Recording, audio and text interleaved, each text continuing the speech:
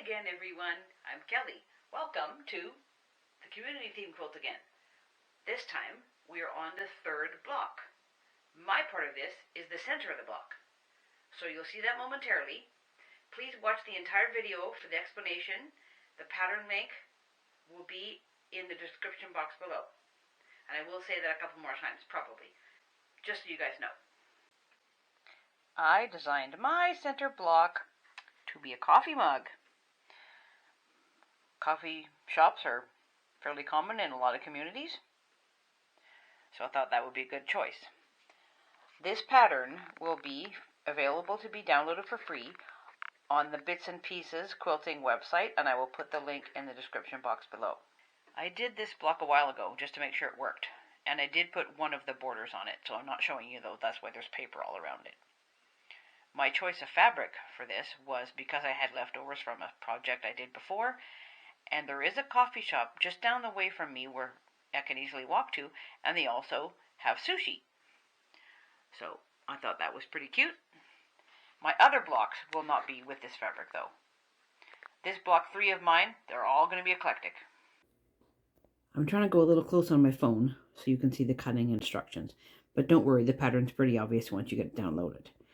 Contrast fabric is what I mean for the coffee mug part, and background is pretty obvious. So let's just have a quick look here. So piece A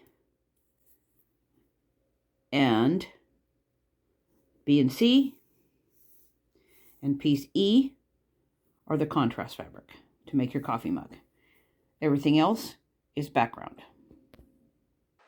My contrast fabric for the coffee mug is this, coffee beans.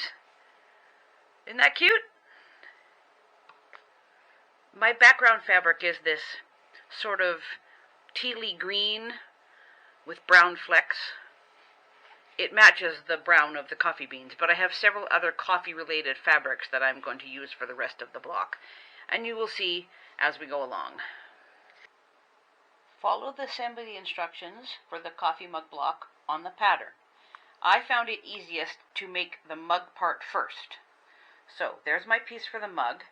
These are all the pieces that make the handle and the background.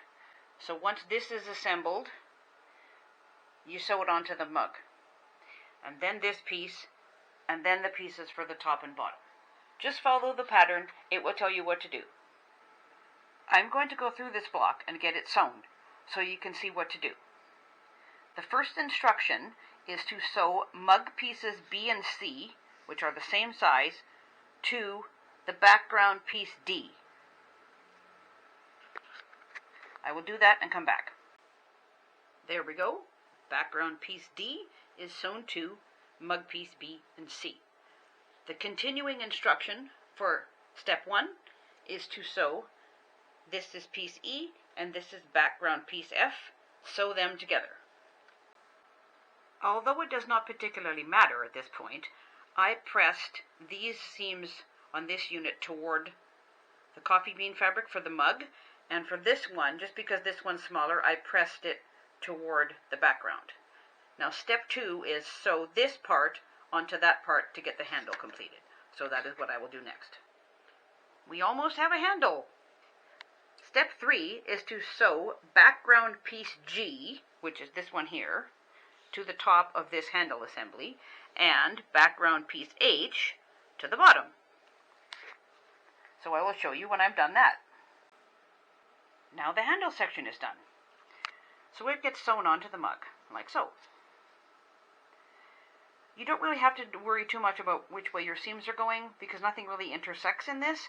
I pressed these pieces away from the center. I'm going to do the rest of the machine and show you the final assembly. I have the coffee mug sewn together now, and I pressed the seam toward the mug part, just because it's only one bit and there's seams that way, so it was easier that way anyway. So now I have to put a background piece on this side, on the mug side, like so. I hope you guys can see this okay. It's really hard to get a good camera angle, but I think you can get the idea.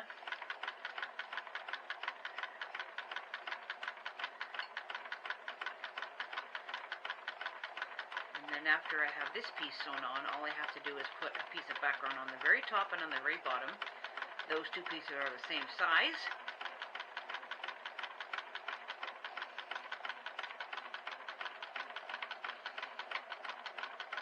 Alright, let's get another little bit here.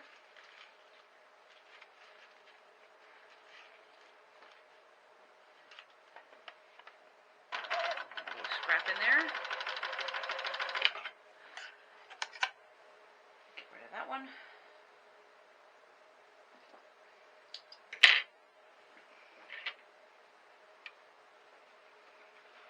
So now it looks like that. So I will carry on and show you at the end.